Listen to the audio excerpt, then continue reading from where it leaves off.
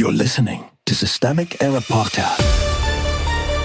The failure was designed. Analyst stunned by subtle line in lawsuit against Trump admin's scathing thing to say, based on an article by Robert Davis. The Justice Department as a personal weapon. John Brennan has sued the Trump Justice Department over its investigation of him, and the filing does something unusually blunt that says the DOJ no longer deserves the court's presumption of regularity in cases involving the president's perceived enemies. That is the immediate context. The deeper story is simpler and uglier. A former intelligence chief is telling a court that the country's top law enforcement institution may be operating as an instrument of revenge, not law, power, not process.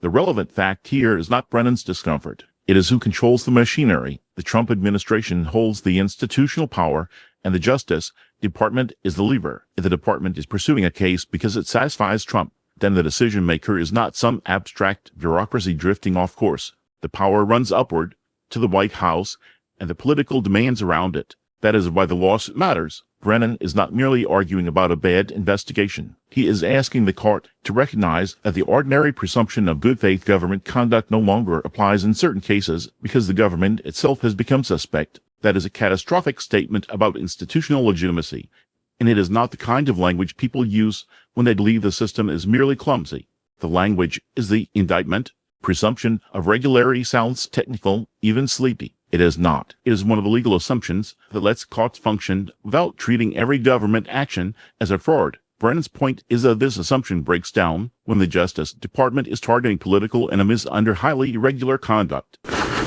That phrase is doing real work. It shifts the issue away from whether the case is neatly packaged and toward whether the state is acting in good faith at all. If the department is being animated by a conspiracy theory, as the filing suggests, then the scandal is not one faulty charge. The scandal is that a political vendetta is trying to wear the costume of law. This direction by design. The easier story would be to treat this as a dispute between a prominent intelligence official and a zealous administration. That is too soft. It misplaces responsibility onto the target of the investigation and turns the Justice Department into a neutral referee that may have gotten a little overexcited. But the source points in a different direction. The issue is not confusion. It is intentionality. Brennan is asking the court to preserve materials because he fears they could be destroyed. That is not the posture of someone dealing with an ordinary bureaucratic disagreement. It is the posture of someone who thinks the record itself may be endangered because the institution is compromised. And that is the central misdirection in stories like this. They invite readers to focus on legal drama,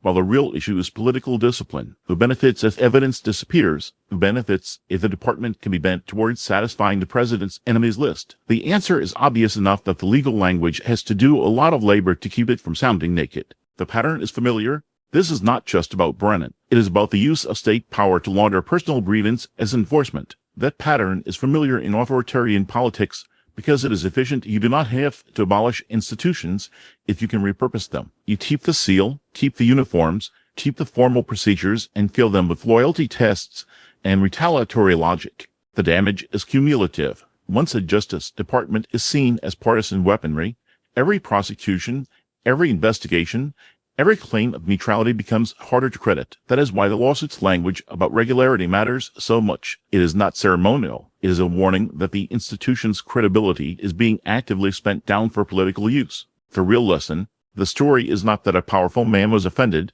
and went to court. The story is that a former intelligence director felt compelled to tell a federal judge that the Justice Department may not deserve the ordinary trust courts extend to the state. That is how far the damage reaches when political power decides institutions are useful mainly as instruments of punishment. The larger pattern is not incompetence, it is capture. The point is not to make the state smaller or cleaner. The point is to make it obedient. And once the Justice Department is organized around pleasing the president and targeting his perceived enemies, the law stops looking like law and starts looking like administration, like grievance.